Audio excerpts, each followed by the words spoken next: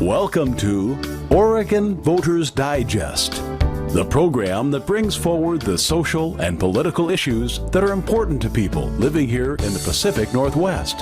And now, your host, Bruce Broussard.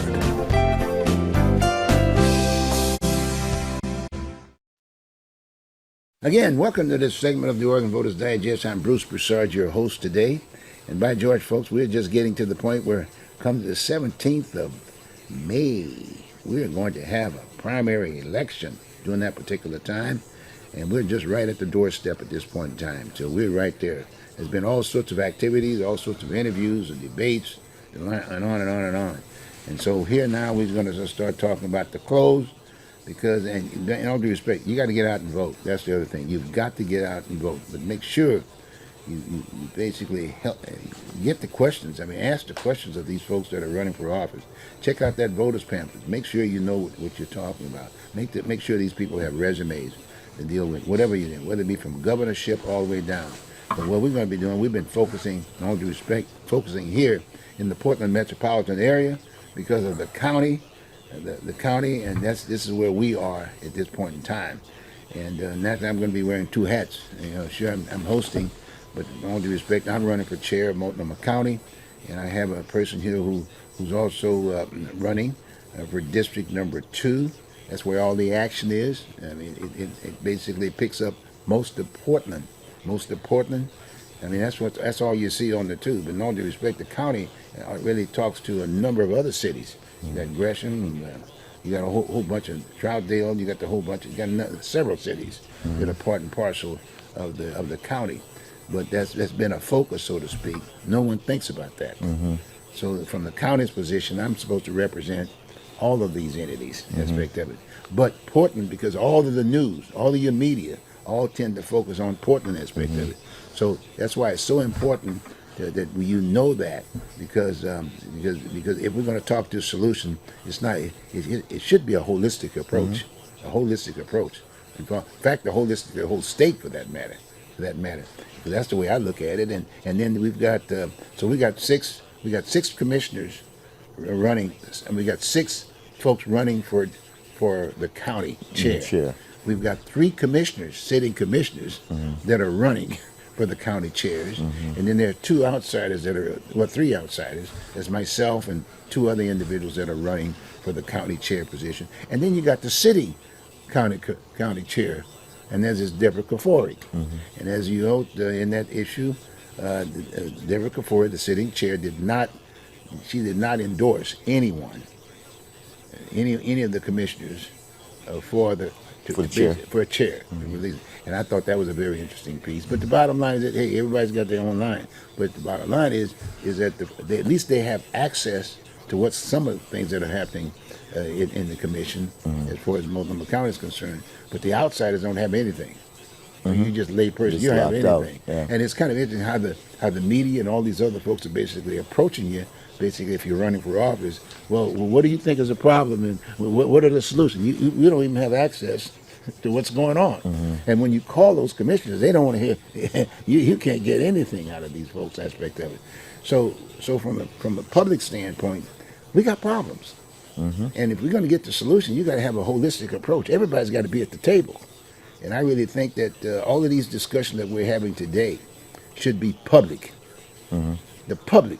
It's as if to say the media should be sitting on the side to kind of get a sense to report to the public. But the bottom line, that all those discussions, including everybody that's running for office, should be sitting at the table talking about what is the major issue that we have right now. Is it homeless? We got mental illness, this, that, and that. But how does that fit? How does it all fit? But it all begins with, if you can solve the homeless problem, you solve 95% of the problem. Because you're going to have a small percentage of folks that are going to be still out there, asking for handouts and things of that nature. So consequently, that's kind of like the direction that we're taking here with the Oregon Voters Digest, is that we need a holistic approach, bringing everybody to the table. And thanks that you are here, Derry. Derry again is running for District Number 2. That's where the major issues are. We got a sitting commissioner there in Uapall. And, she's doing everything she can. This is her first time, but she's got 4 years under her belt, and she has no background in this issue. It's really tough. And that's where all the issues are. And so consequently, it takes someone that at least is somewhat is acquainted with some of the issues that are there. And that's why you're so important in this particular race, because being a former school board member and some of the activities that you've been doing for a long time here within this particular area, within the Portland metropolitan area, is that it's so important that we get someone that has a knowledge, if you will, of the area. You just can't come in here just new. I mean, don't get me wrong. I mean, there might be an entity that might have brought it to the table, but hey, fine. But we got a crisis here. We got to solve these problems across the board. That's right. And for everybody, and for the residents, they don't have any access. So we're electing the folks, if you will, that's going to represent us. And to the one, I always go back to that universal saying from the standpoint: this is supposed to be a government of the people, by the people, and for the people. Indeed, indeed. But it's not being done that way to a certain degree. So I say thanks for everybody that's thinking about it. But the fact of the matter is, we got to get at the table. All of us get at the table to solve this problem aspect of it. Yeah. So anyway, so now we are right now. We got the primary with us right now. We got a lot of folks running, and so consequently that'll be the first tier. And then once that happens, we may end up with maybe a single person as far as the county chair is concerned, but I don't see it. There will be a runoff there. There'll definitely be a runoff. So now we'll then have 3 commissioners, because we got the chair and the other 2. But the bottom line, we'll still be able to have those discussions. Right. Because we're not going anywhere. I'm not going anywhere. Right. We're going to be talking about that. Right. And then after that, then we're going to have then we'll have the general election, right? That's the general election. Yeah. And then at the end of the general election, we'll have a one-person aspect that will be sitting in the chair. Yeah. So my thought was that it's going to be the issues sitting at that table, and a physical person will be sitting there, but the people will be there. Right. So it won't be none of this one side. Is that fair? It's supposed to be. Is that fair? Yeah. Okay, good. Yes. Because that's basically what we talked about this, and you've been sharing with some of these things with us as you've been talking about your campaign aspect of it. So it's very, very important. So you're not going anywhere because you got issues that are relative to what the outcome. Yeah. Right? You got me? See what I'm saying? And the county is that central focus aspect of it, and the city and whatever. Yeah. So with that, I thought I'd bring you over and that we can chat about this piece and whatever's on your mind. This is it, and just share it. Well,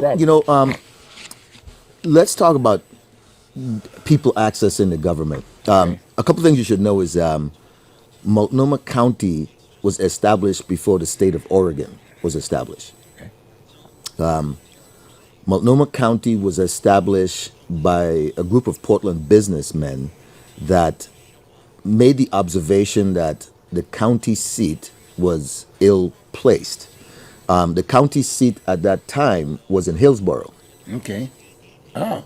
So, and the law is the county seat should be no more than a day's trip to and from the furthest citizen of the county. Okay. So it was for that reason they saw the wisdom in having to split Washington County, and it took a little bit out of Clackamas County to establish Multnomah County. Okay. Now, if you look at Multnomah County, she is the absolute smallest geographical county in Oregon. Physically. Okay, good. In land. Yeah, okay. However, she's the largest in terms of population, yes, exactly, because of the placement of the county. But it was, in effect, you could say it was Portland. City of Portland had been existing by this time. Okay. It was the city of Portland and the business constituency that made the argument successfully to spin off and start the county of Multnomah. And the idea was to put the business of the people accessible to the people. That's what counties are about. In fact, all counties are a simple model where we realize that the state seat government is too far for everybody to have access. So the counties are divided so that we can bring the state, the power of the state governance to bear in your local community inside of what we call counties, and then county seats, and then county chairs.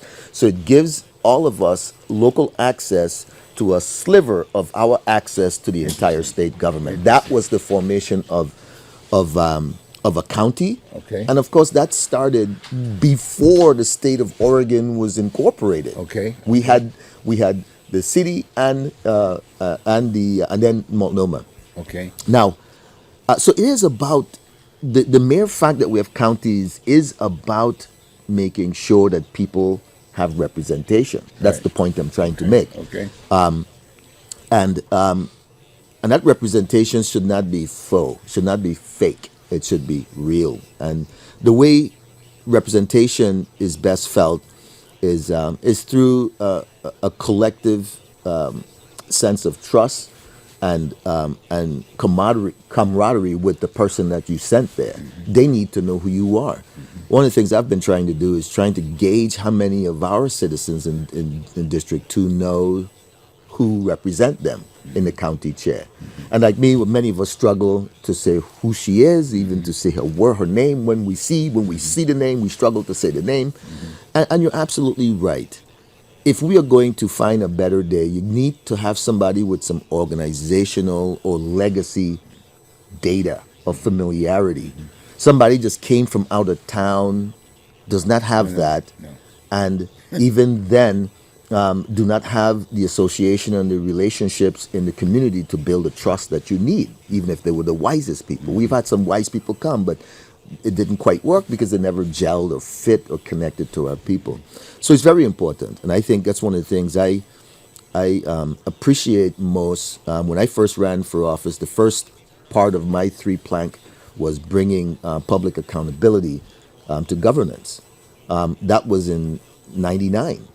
And what I recognize, here it is almost 23, coming on 23 years later, Right. and we still do not have the system that I was talking about then. It's still not here.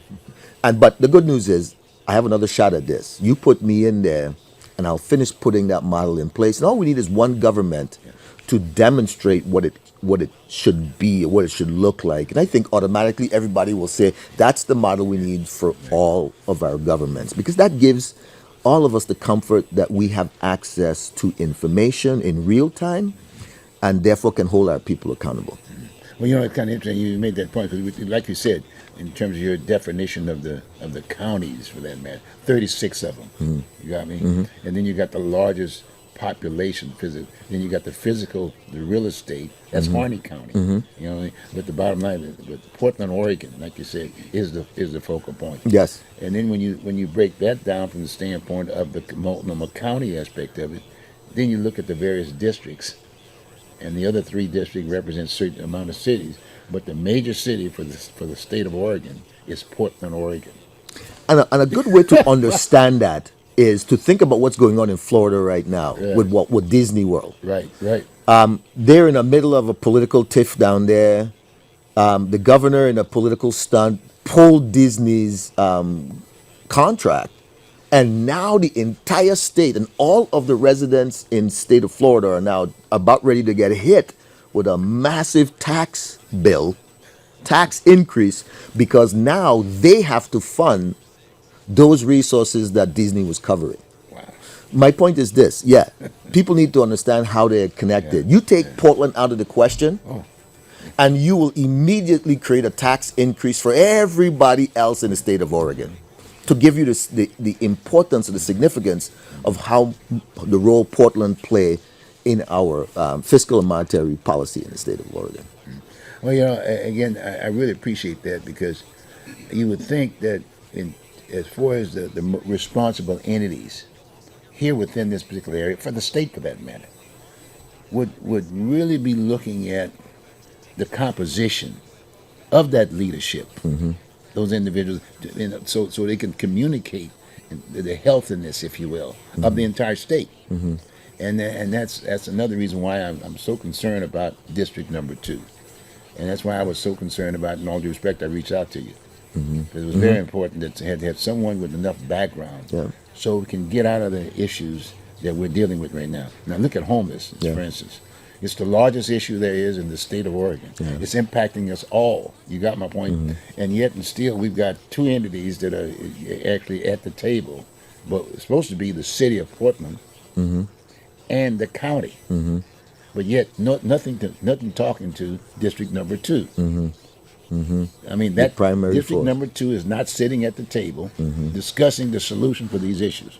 Okay, and I'm not trying to personalize and trying to talk to that person per se. I'm talking to the issues. Right. These are very serious times right now. And when you start thinking about, and from the citizenry standpoint, we're being told point blank, hey, we got a problem, we need some money. And we got two big pots, large pots of money, including the state for that matter. We got the state, we got the city, and we got the county, and the metros. The metro aspect of it. They've got all this big pot of monies. And now they've gotten to the point now they're saying, okay, fine, we got the monies, if you will, to throw at these various entities, if you will, etc. But we just don't have the property, the focus about the individuals.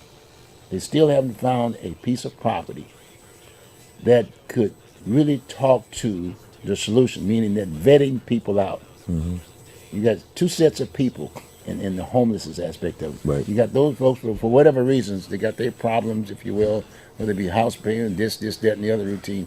And then you got the hardcore, you got the mental illness, you got all these different categories aspect of it. And the fact of the matter is, but the hardcore aspect of it, the problems that we're having are basically in people's backyards and this, that, and the other, and the drugs and mental illness are on the street. We used to have a facility for mental illness. We don't have that. We got all these different entity aspect of it, and then no one knows what the heck do we do. We're not even vetting them out. Now we've got entities that are vetting. I mean, that have gotten good background, and one of which right up front with it, helping the homeless in Portland. A guy named Williams, Homer Williams, of Oregon Harbor of Hope.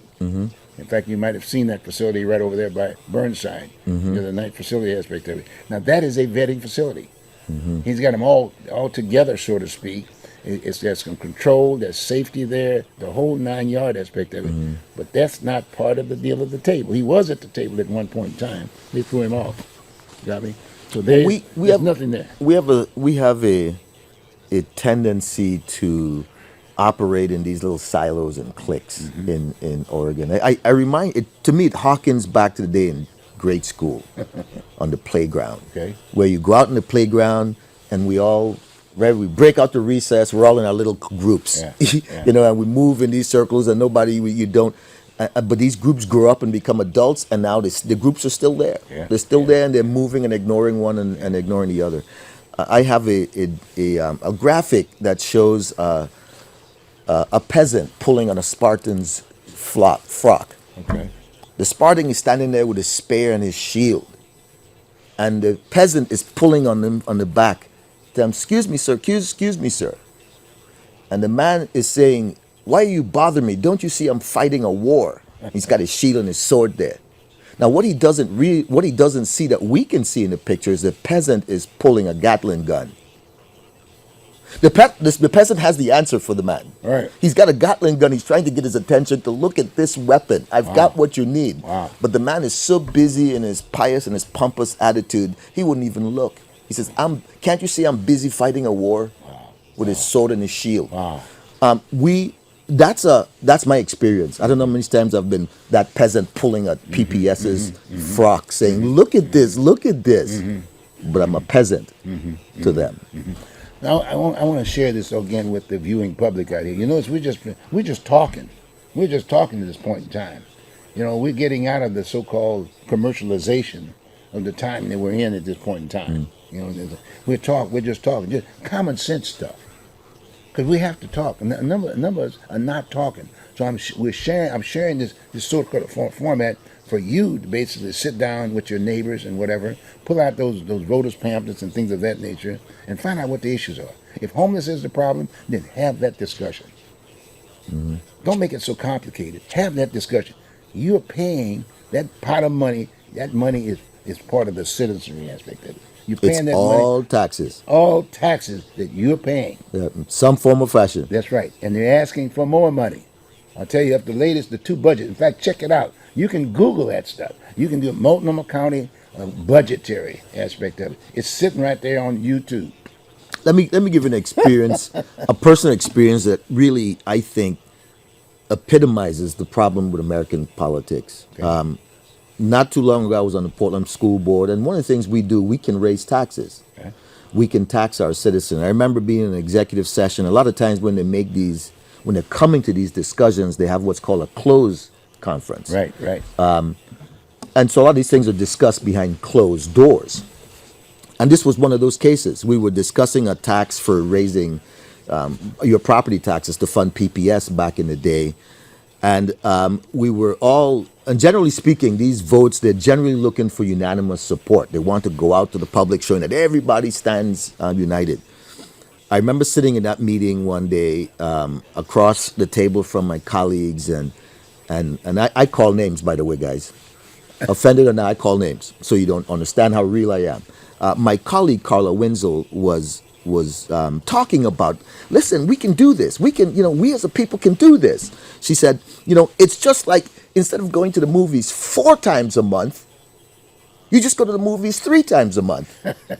They were talking about the cost to the average taxpayer. Right. It's just the cost of missing one movie a week, a month for a family. And I remember stopping them dead in their tracks and asking them, you ask me, this director Jackson, how much time do I take my family to the movies?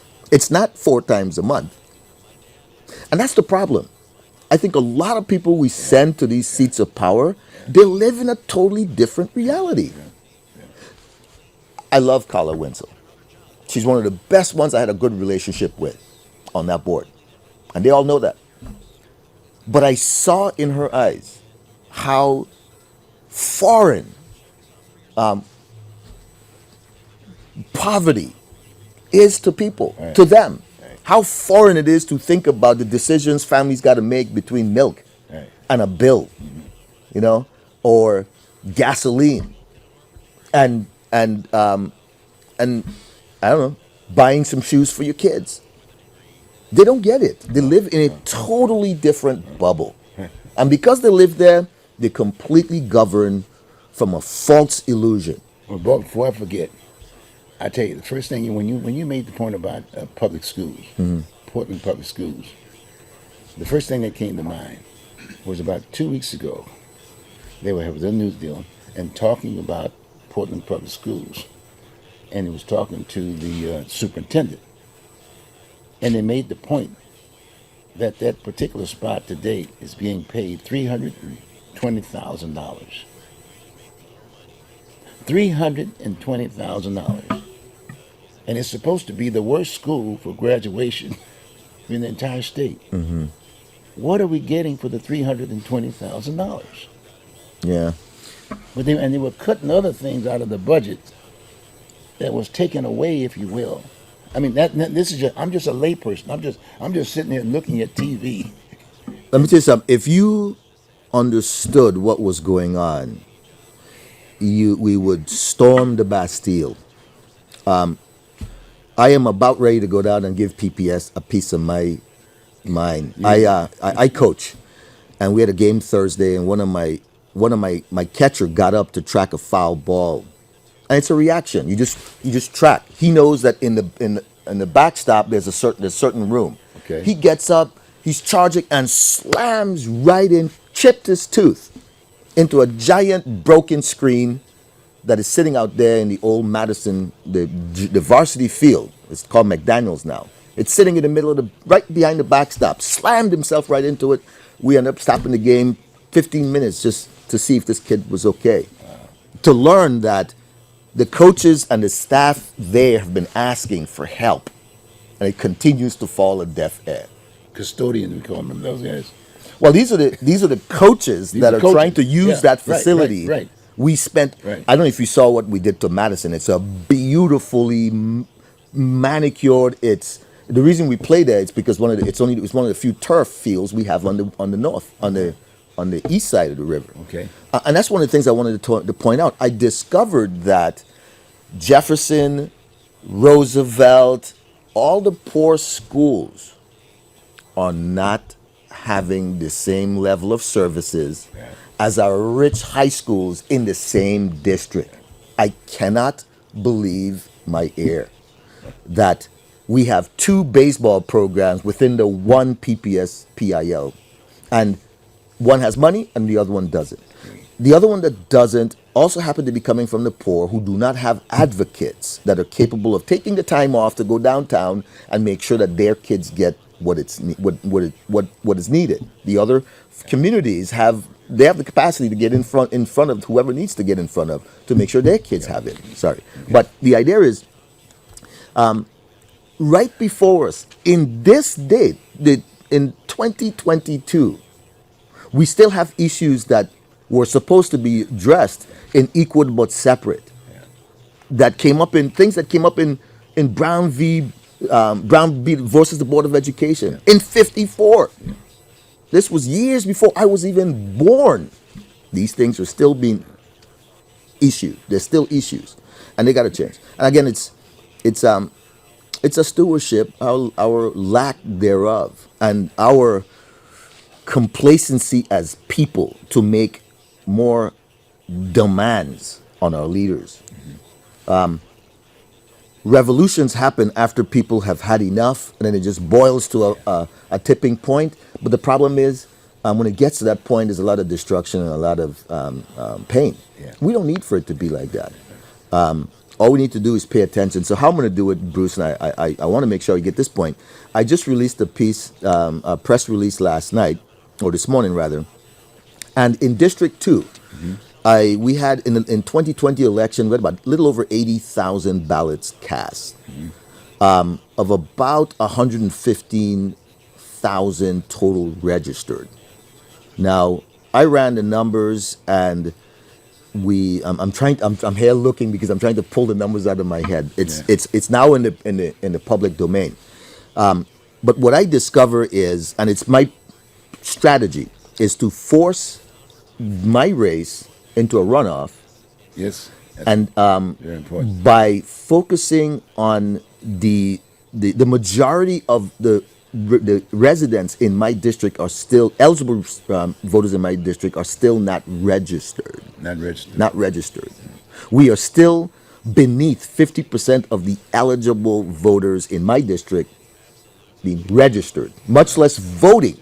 Okay, so my strategy is going to be simple. I'm going to be leaning in on the kids, those young people, because I'm finding them. One lady told me last night, she said, I've been eligible for 3 years, but I've never voted. But after speaking to you, Mr. Jackson, I am voting. Yeah. She's going home, right? She knows exactly where her ballot was. Yeah. She's going home to get her ballot. She's going to vote for the first time. There's a lot. She's not the only one. There's a lot of kids like that. Okay. I am going to wake them up. Okay. I'm going to tell them you have agency. Okay. You have worth and value. That's why they come to you this particular time of the year. They're going to come, take your agency, and then use it for 4 years, and then blow you off until the 4th year, where we'll be back again. Well, my focus is to tell folks, one, we're going to bring a lot of good jobs, great blue-collar jobs, while providing a need, not only that this country needs, but the entire world. The entire world rely on our military to keep it safe. We're not in Ukraine directly, but they're using our intelligence and our systems. Our military And equipment. Big time. Yes. Yeah. But we're in trouble. Alexander Hamilton told us in a Federalist paper, if you're going to be a world dominant power, you have to have a command of the sea. You got to have a navy. That was Hamilton that gave us that. And we have it. Yeah. We actually have it. But we could lose it. We could lose it if we don't help the Navy keep their fleet current and strong. This country needs a 5th public shipbuilding yard. They've been talking about it since Pete DeFazio went into Washington. Nobody's done anything. I'm going to change that. We're going to bring that here. Blue-collar jobs. It's going to create tax cuts for everybody. Crime and housing. Those things are going to go away. District 2. District 2. District It's where, 2. and I should say, Portland. My campaign is about bringing back our forefathers' thoughts for port land. This is a port city. Awesome.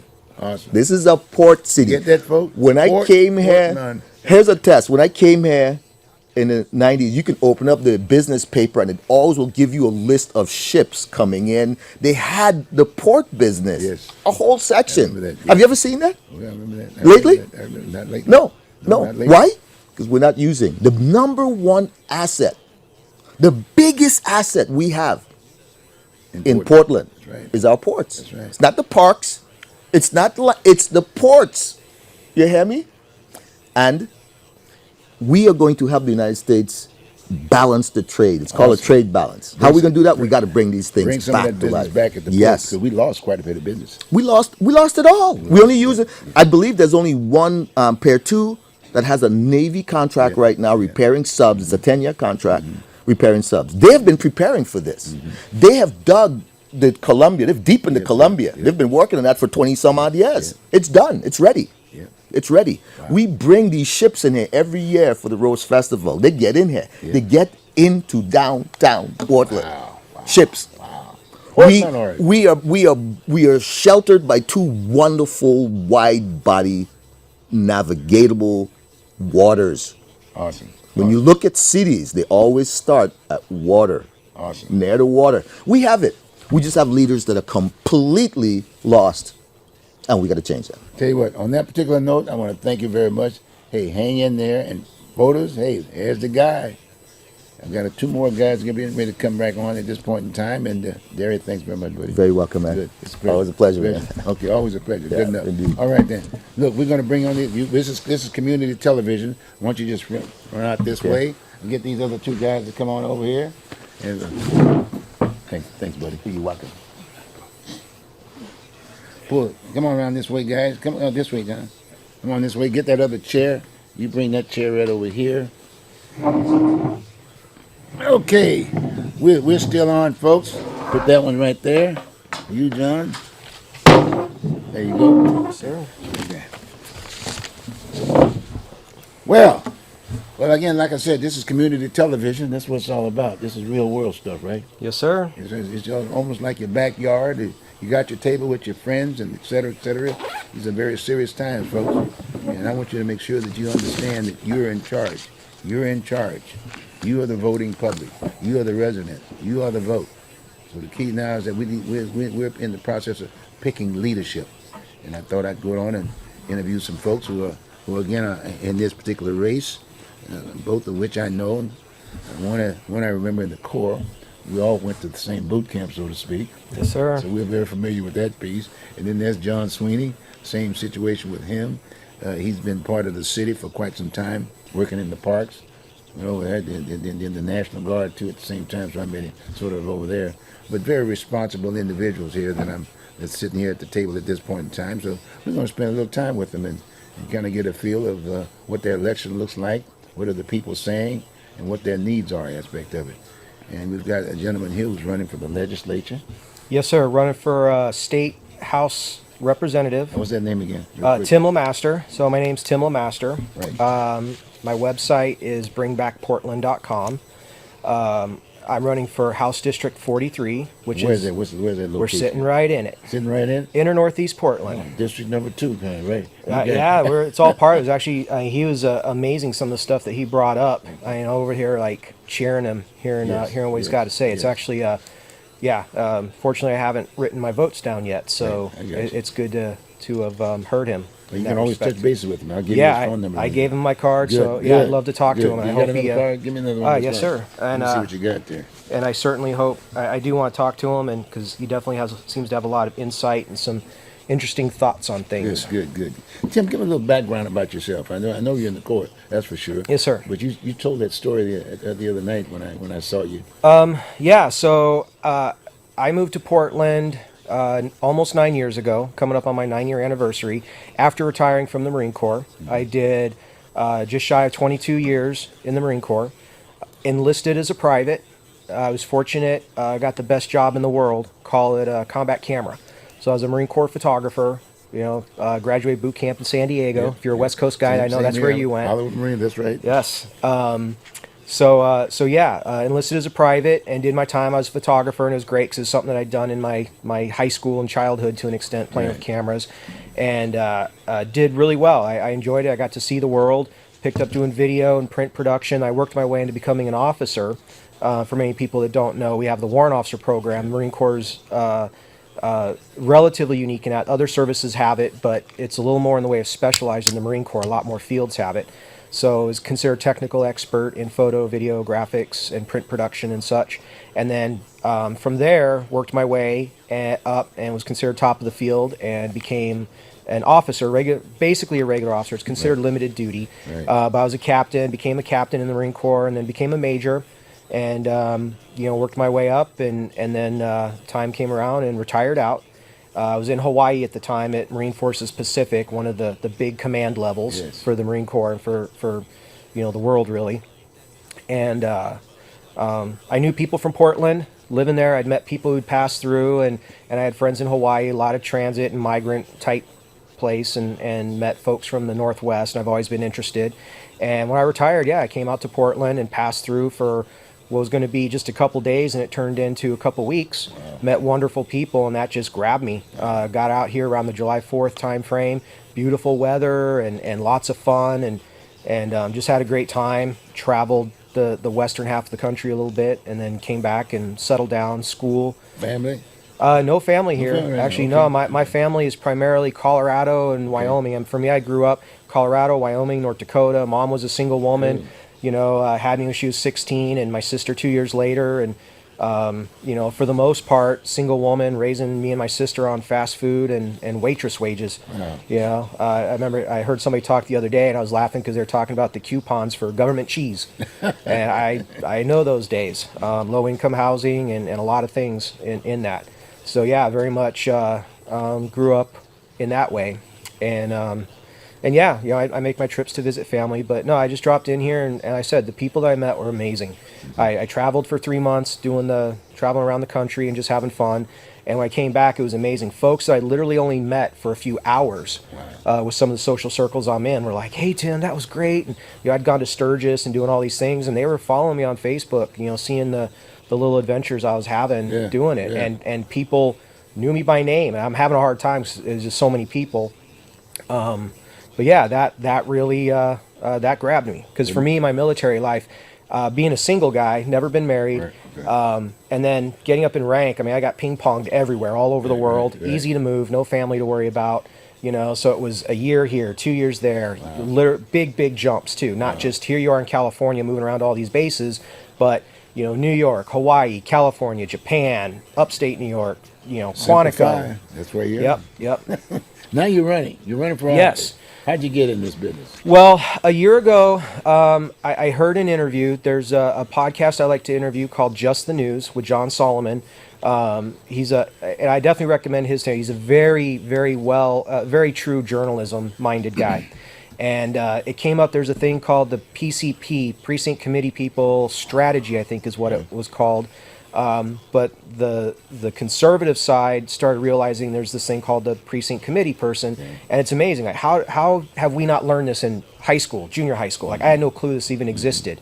So you go in, you actually get involved with your party at the grassroots and at the very base level, and from there you expand it out and push up what you want in the world upwards. And so I got involved with the local Republican Party with the county, and that was my first foray, watching what was going on. And then in the fall, as campaigns started going up, I've got friends that invite me, hey, there's some things going on here and there. A lot of what I went to was down towards more for Clackamas, Washington County and such, because the conservative activity in Portland proper is pretty limited, to say the least, for what I would say is obvious reasons, the hostility that tends to come out if things are known. So through that, I met people and found out somebody had a list like, hey, there's all these offices coming up, and there's no competitors, there's no opposition, there's no choice. And when I looked into it, I saw my district 45 or 43 here, looked at it, and okay, no, there's no Republican running, and I was just waiting, hoping somebody would. I want an option. It makes me angry when you look on the ballot and there's no choice. Not happy with the situation in the world, but it's really not a democracy if there's no alternative offered. And so it came down to the last minute, and I was like, okay, well, I filled out some paperwork, submitted it, and there's a couple groups that kind of help, folks that don't know what they're doing get along and help get things jump started. And yeah, so it was coming down to that. I see a lot of problems here, and in the short time I've been here, it's a decline. And then I peel back the onion more and learn Oregon. I mean, I'm surrounded by very amazing, intelligent people. The vast majority of my friends are on the left or liberal side of the spectrum, by and large. Makes for interesting conversations, but it actually does make for really good conversation with folks. And to learn Oregon, long-standing, is one of the worst school districts in the nation for decades. The business climate being what it is, and now, I mean, in a very short time, we've had the decay in public safety, and it's just, if people don't have an alternative, well, it's not going to change, and elections are about accountability and such. And so that's what prompted that. It's be the change you want to be. Put up or shut up. I mean, that's really what it is. Put up or shut up. Friends that know me, I grumble about stuff all the time, and talk it, and I've gotten involved a little bit, and yeah, this is a way, like, if nobody else is going to do it, well, then I'll do it. I'm not dumb. I think there's a lot of common sense that's gone out the window here with problems that we've had. The gentleman before, when he was talking about, the ego and the soldier and all that, there's a whole lot with government, this local governments around here, and even state, that I see that. There's people solving stuff, and they're behind, like, hey, we're actually effective here, but government knows better. Yeah, and I see things, and the pride, the boasting I see coming from the incumbents seems to be, well, we're putting more money into it. Well, putting more money into bad. I mean, how long have they been putting more money into these school districts, and it hasn't gotten better? You got to do an overhaul.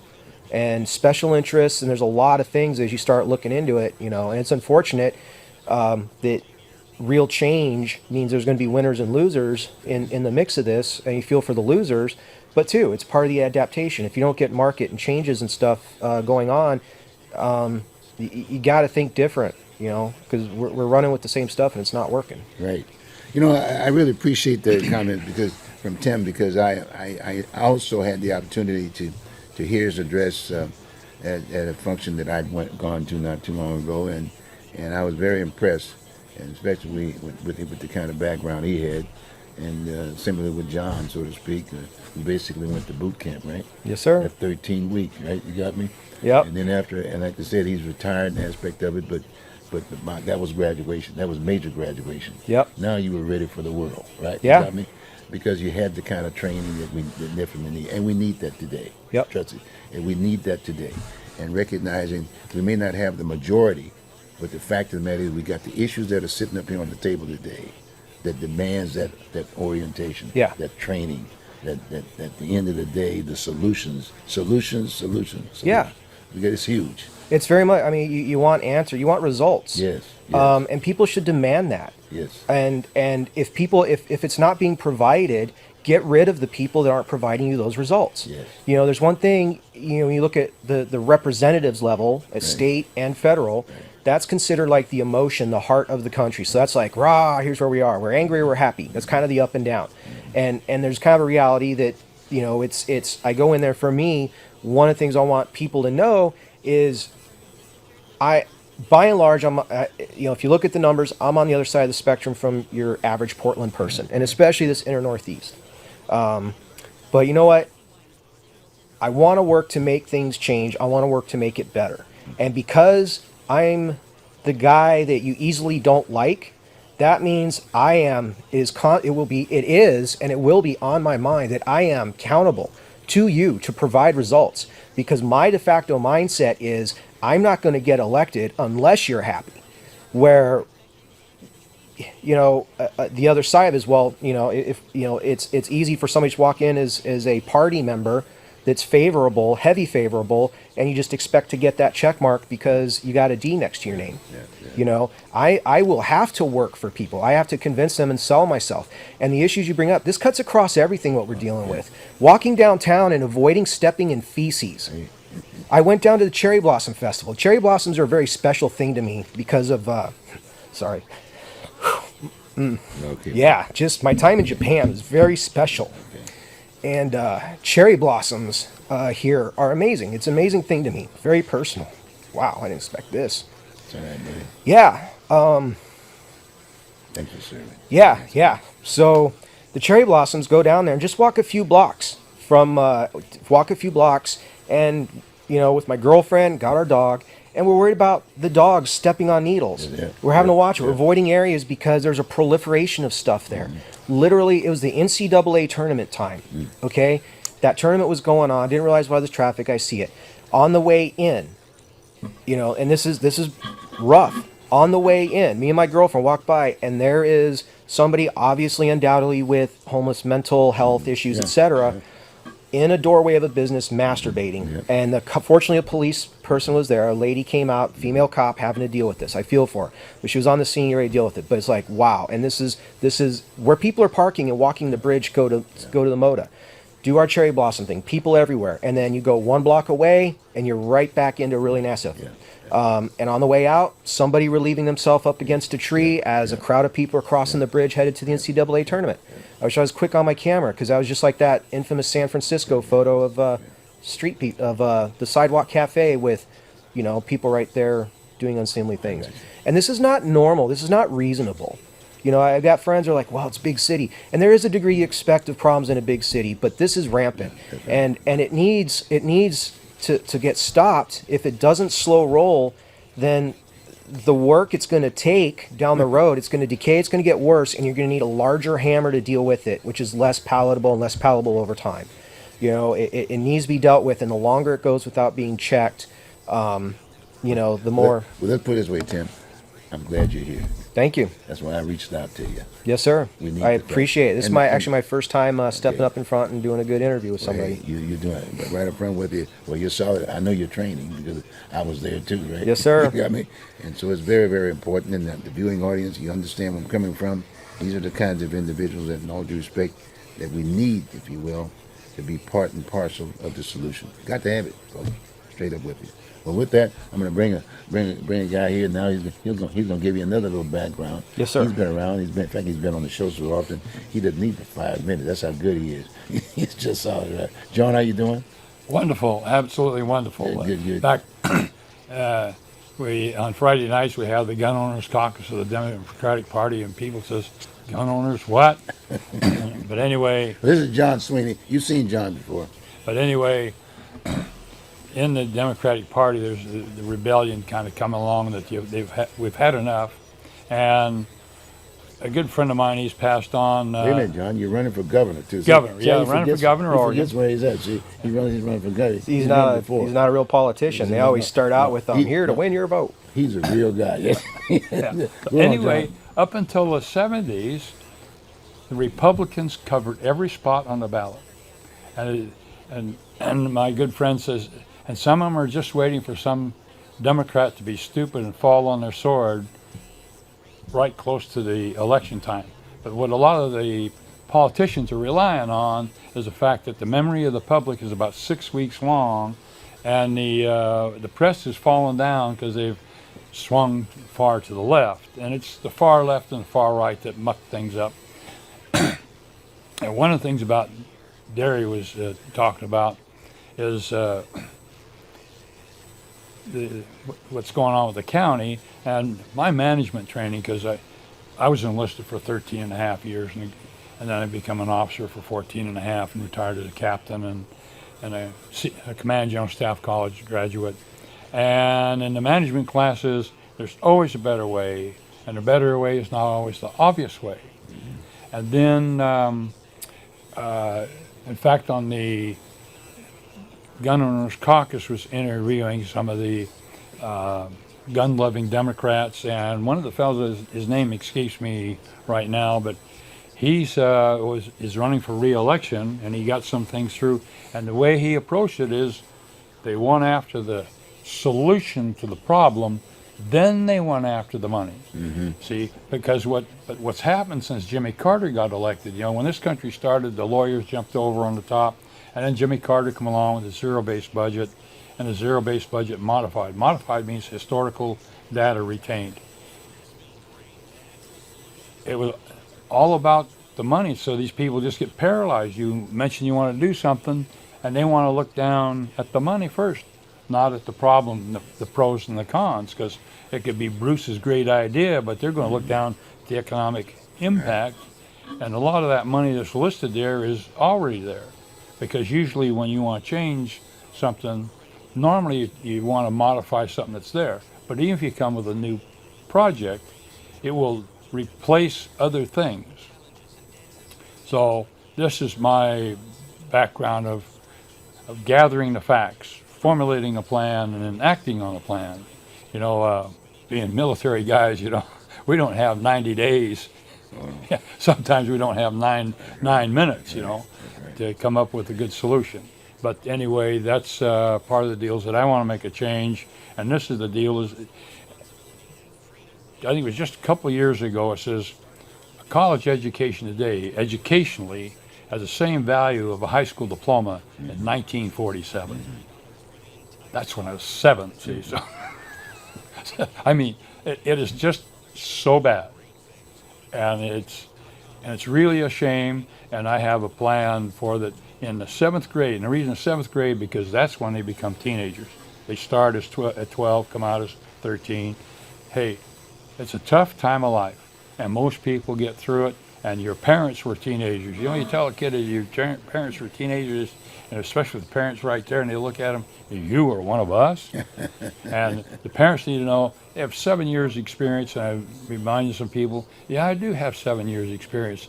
And, you know, being a teenager is a tough time of life, and for most people it wasn't that much fun. And it doesn't make any difference whether you're rich or poor, it's just tough. Okay. And so in that 7th grade, I want to have 4 special classes about 11 weeks long, and that's money management and civics and a life plan and law-related education. And they had that, you know, when I was on the Multnomah Education Service District Board, and the manager was saying it was effective, very effective, and a lot of kids that were headed for trouble got changed around because they went down to the courthouse and saw these people in their orange jumpsuits and all that silverware, and figured, whoa, this is for real. This isn't some history thing, you know. Okay. Do me a favor here. In all due respect, again, from the viewing, we want to hear a little bit more about you are running for governor aspect right. of it. He happens to be a Democrat, and as when we say, you got a Republican and whatever, you got an independent, whatever. The bottom line is about the issues, folks. Yes. Right. We got issues here that we've got to solve the problems with. And the whole idea is I tend to reach out to folks who I know for a fact have backgrounds. They know what the solutions are because they had the training. Because you had to have solutions in order to graduate. Yep. Okay. So the bottom line is that I want John, if you might kind of give us a little update on what's going on. What are you hearing about the whole issue of homelessness now? On the what? Homelessness. Okay. Now this is a real problem in this way, because if you drive around Portland, there are human services offices for city, county, and state. Kind of like there's too many cooks in the kitchen.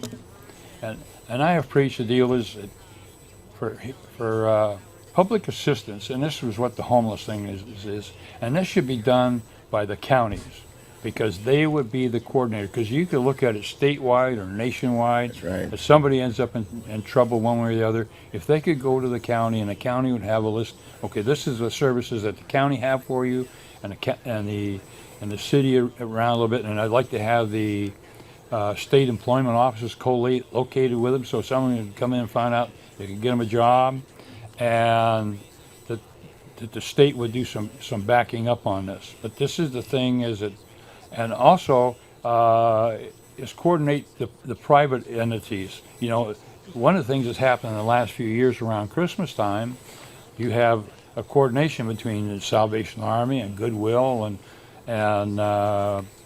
the Sunshine Division, a few others. So every family, if possible, gets something, rather than saying one family gets everything and another family gets nothing. So that's been working real well, you know, and for toys and food and stuff like that. And I've gone and worked a few years where I've gone out and delivered food for the Sunshine Division.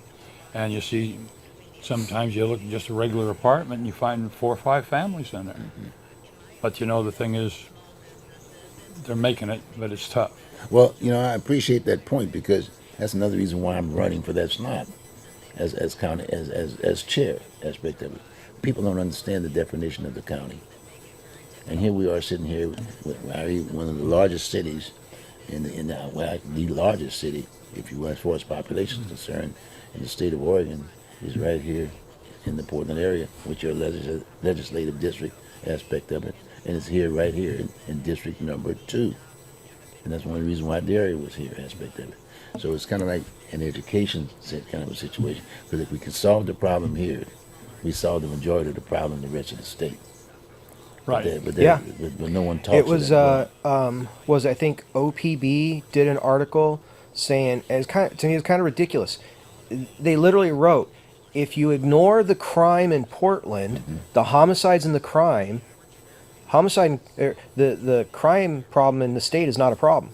Well, this is literally half your population. Just okay, as long as you ignore half the population, right. It's just there. Well, it sprinkles around, and guess what? When it's your major, like as the gentleman said, this is a port land. This is is the heart of Oregon. Where so goes Portland, so goes the rest of the state. I mean, there's no really getting around that. The other counties around, they're running because they're literally saying we don't want the things going on in Portland, the crime, the filth, the homelessness, etc. We don't want to have those problems here, and they're running on that, and they're effectively getting the message out. And so it's not a disparate thing. I appreciate that because that's the other issue. We've got 3 county commissioners. That's another reason why I'm running, because we got 3 county commissioners. I mean, they've got cities within their own respective areas. Yes. And the bottom line is they need to work there too. You got my point? So they're not getting served. So here we are focusing all on the Portland situation. We're just going around and around and around, and everything within that particular arena gets knocked down, like Portland Police. Yeah. Because they've got a uniform on.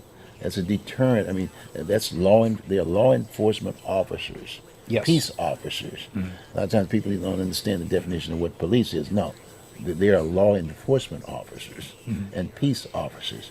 They are basically enforcing the laws that we, the people, through our representation, gets passed, that we have in order to live under. That's how we survive, if you will, to a certain degree, and that's a problem. And again, that's another reason why I'm doing what I'm doing, because like I've invited you guys on right now to the vote, to educate them so they would know how to vote. Yeah. If you will. And that's the problem we're having right now, aspect of it. And hopefully they understand where we're coming from at this point in time. But anyway, we got about another minute or so. One lasting comment real quick, right? It's been an eye-opener, and I definitely recommend everybody out there. Your name and your district. Tim LeMaster. Yeah, I got to get this down. Tim LeMaster, bringbackportland.com. Okay. And it's House District 43, Inner Northeast Portland. Sounds great. John? John Sweeney for governor. It's a better Oregon for Oregonians, and I've been here all my life, and I would like to improve it even more. And you're running for? Governor. Okay, right. District what? Yeah. All the above. That's right. There you go. Folks, again, thank you very, very much. Again, I'm Bruce Broussard. I'm running for chair, Multnomah County. I'm wearing 2 hats. But the bottom line is that we've got some issues here. And I'll tell you right up front, with the guys that were sitting around this table here, do understand the definition of a solution for issues. So please vote. Vote. Get out and vote. Exercise your right. You're in charge. A government of the people, by the people, and for the people. See you next week. Take care. Yeah, one of the things I want to do is keep talking. change the police training, because when they did the tough on crime, the thing is they upgraded a lot of crimes and created a lot of new crimes, and the thing is that